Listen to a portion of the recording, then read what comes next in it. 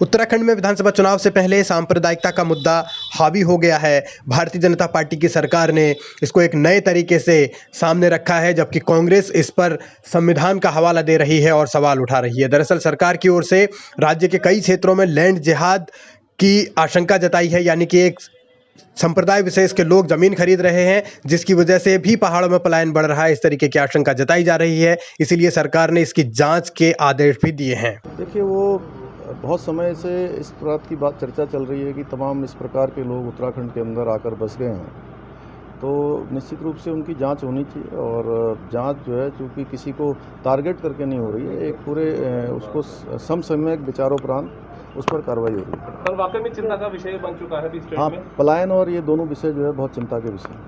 पहाड़ की शांतवादियों को क्या अशांत करने की कोशिश हो रही है? क्या वास्तव में यहाँ लैंड जिहाद जैसा कोई काम हो रहा है? क्या संप्रदाय विशेष के लोग पहाड़ों में रणनीति के तहत बस रहे हैं? क्या उनकी लगातार बढ़ती जनसंख्या भी उसी रणनीति का हिस्सा है? इस पर बहुत सारे सवाल हैं, मगर कांग्रेस भी अपने तरीके से सवाल उठा रही है। हम किसी भी को भी इस प्रदेश में सांप्रदायिक सौहार्द बिगाड़ने का छूट नहीं दे सकते हैं, इस बात की छूट नहीं दे सकते हैं।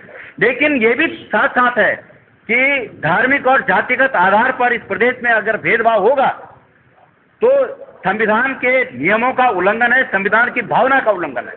इस बात पर भी हम चुप नहीं रहेंगे। सियासत अपनी जगह है, लेकिन उत्तराखंड की सांस्कृतिक और भौगोलिक विरासत को बचाने की जिम्मेदारी सबकी है। पहाड़ों में अगर लैंड जिहाद हो रहा है या संप्रदाय विशेष के लोग रणनीति के तहत वहां बस रहे हैं, जमीन कब्जा रहे हैं, तो इस पर फौरन कार्रवाई करने की जरूरत है, नहीं तो हालात भविष्य में और बिगड़ सकते हैं। सवाल इस बात को लेकर भी है क्योंकि मैदानी जिलों में जो उत्तर प्रदेश से सटे हुए हैं, वहां तो सांप्रदायिक सौहार्द बिगड़ने की आशंका बार बार जताई जाती रही है, मगर अब अल्मोड़ा, उत्तरकाशी, पौड़ी और रुद्रप्रयाग जिलों में भी इस तरीके की संभावनाएं बढ़ने की आशंका है, क्योंकि वहां एक संप्रदाय विशेष की जनसंख्या तेजी से बढ़ी है, ये सरकार के सूत्र कहते हैं। दूसरी तरफ हरीश रावत अब अपने आस्थावान हिंदू होने का सबूत पेश करेंगे। इसे लेकर वो नवरात्र के पहले दिन से एक सीरीज शुरू करने वाले हैं। सोशल मीडिया पोस्ट के जरिए उन्होंने ये जानकारी साझा की है। उन्होंने कहा है कि वो जय केदार अभियान के तहत एक शुरुआत करेंगे। इसमें वो केदारनाथ यात्रा और इससे अनेक घटनाओं, उल्लेखनीय स्थलों, विशेष तौर पर मंदिरों, तीर्थस्थलों आदि से जुड़ी अपनी यात्राओं का विवरण पेश करेंगे।